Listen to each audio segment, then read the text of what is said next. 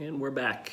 Mid-pandemic playbook for janitorial companies, lesson number 3, internalize. So you've learned how to essentialize, you've learned how to socialize, and by essentializing, you've gotten things down to where they need to be, both from a personal level and a business level.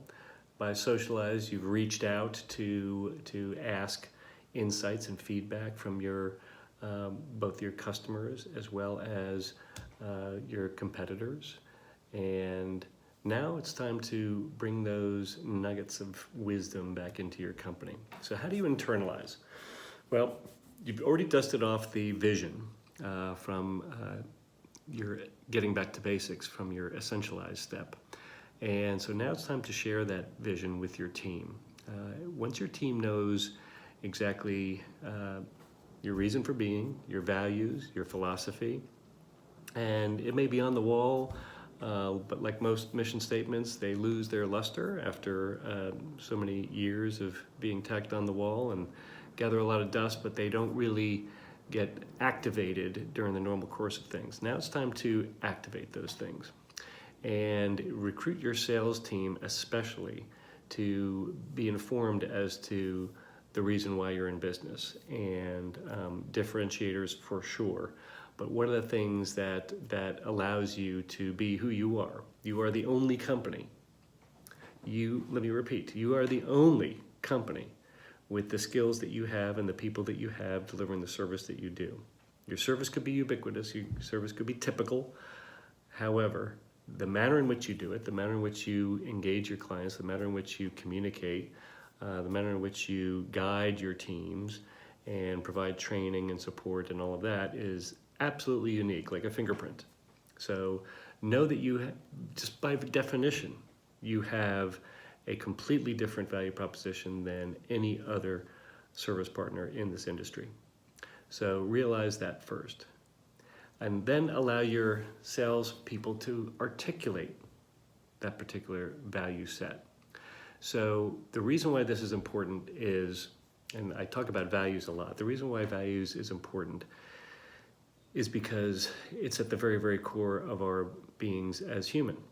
And when you understand what makes you tick and the things that are highest on your values, and then you understand and internalize what's highest on your team's values and on your customers' values and on your ownership values, etc., then you can start seeing the commonalities and figuring out the linkages between how what it is that I do can serve your highest values in a way, in a manner in which you can speak their language and articulate the outcomes in a way that just resonates with them.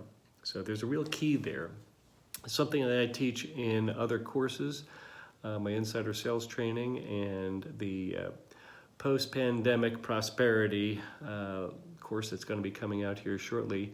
But I'm just going to review some of the steps in the sales process so that you and the rest of your team can be acknowledged.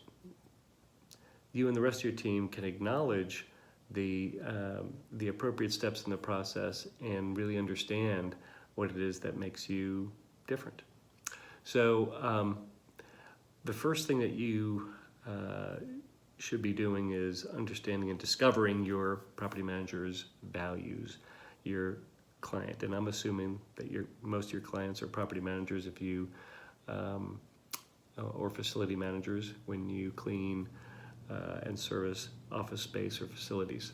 So there is a property management values discovery process, and that's something that I teach, but also you can go online and look for other avenues in which that you can discover other ways where you can elicit the property manager's values. You can speak within their particular values. Then it's time to link their values with your values. So now you can be talking in the same language and saying however your service is being provided can link directly with your customer's highest values, then it's a win-win by definition.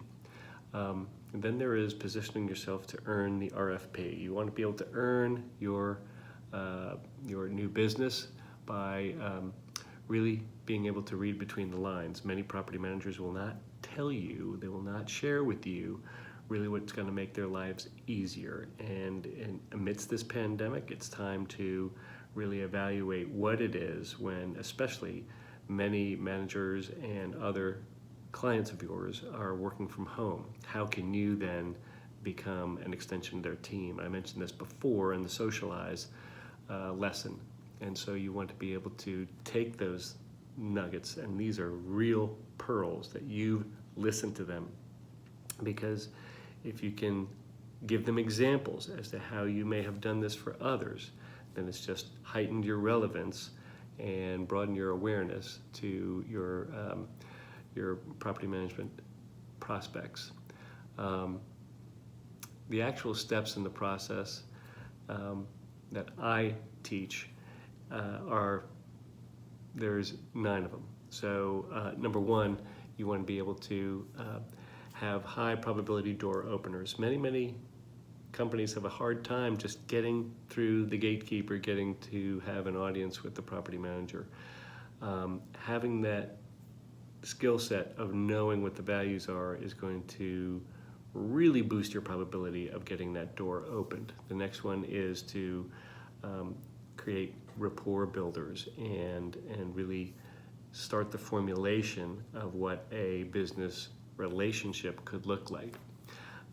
While you're doing that, you are data mining for needs. You are seeing what's important to them.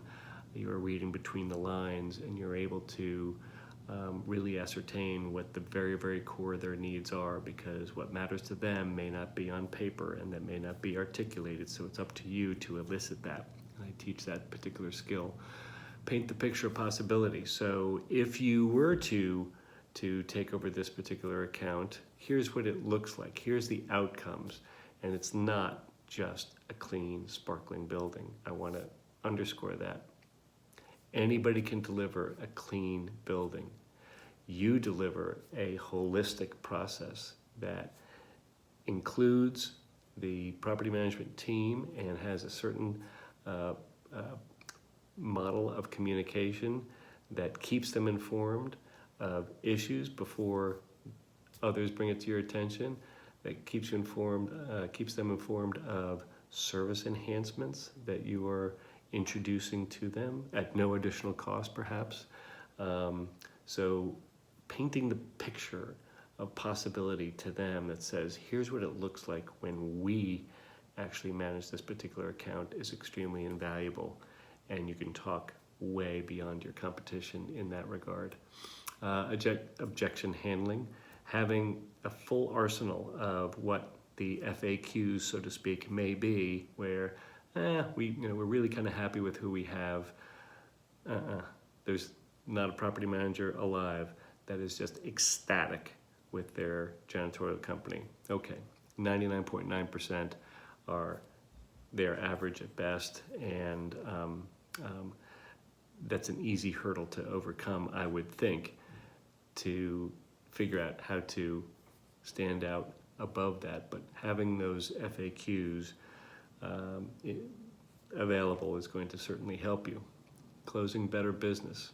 Methods to close that make it easy, that make it logical, that says, okay, obviously, if there's an RFP, you're competing here, how can you level the playing field so that everything that you bring to the table, all of your unique differentiators, are accentuated and highlighted and actually given a dollar value. I have a certain tool called the leveler that can help them level the playing field and get you qualified beyond where your competition is.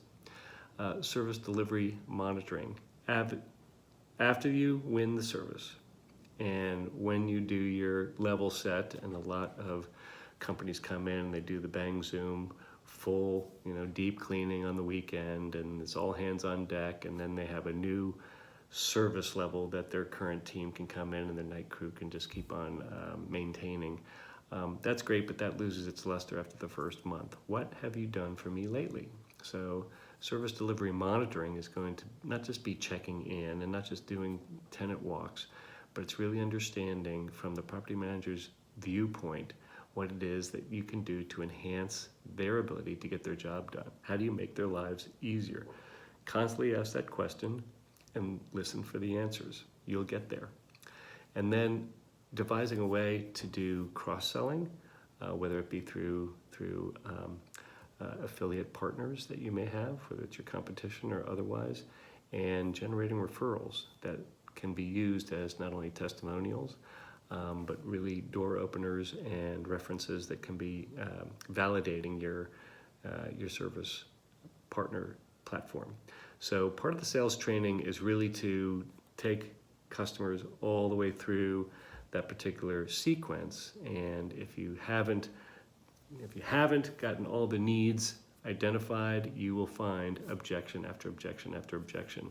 So it's very, very important to do these particular things, but take all the stuff that you have essentialized, take all of the knowledge that you have gotten from your socialize, and then internalize that so that your team, and especially your sales team, can articulate that particular vision and then match that up with your client's highest values, and you'll be ready to rock.